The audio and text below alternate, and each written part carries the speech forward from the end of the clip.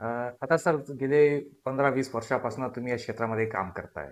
तर नेमकं भारतामध्ये जपानी भाषा शिकण्याचं आणि समजून घेण्याचं महत्त्व तुम्हाला कितपत आणि कशाप्रकारे वाटतंय?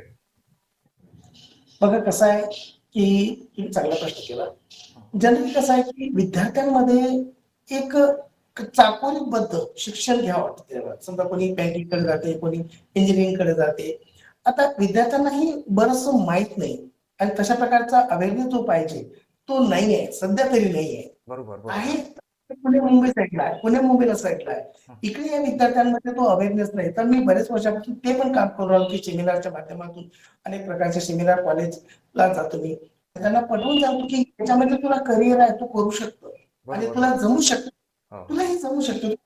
तू करू शकतो. हं, हं. तर अशा माध्यमातून विद्यार्थ्यांमध्ये मी जागृती करत आहे, हं, हं, हं. की आता बरेचसे विद्यार्थी माझे फॉरेनमध्ये जात आहेत, जपानला आहेत, कोणी ला आहेत, ला आहेत. हे कशा अच्छा. माध्यमातून सांगतो ना, कारण विद्यार्थ्यांना हे बघा, आताचा विद्यार्थी खूप अलर्ट आहे. प्रश्न निश्चित नाही. तर प्रश्नच काय नाही. आहे, की त्याला दिशा पाहिजे. ती दिशा सरळ समजत नाही त्याला. हां, हां, हां, हे हां. महत्वाचं आहे. म्हणजे त्याला येत नाही असं नाहीये. त्याला खूप बरोबर, काही येते. कारण बरोबर. सध्याचा जमाना जो आहे, इंटरनेटचा, एआयचा जमाना आहे. हं, हं. त्यामुळे तो आपल्यापेक्षा आता सध्या खूप हुशार आहे.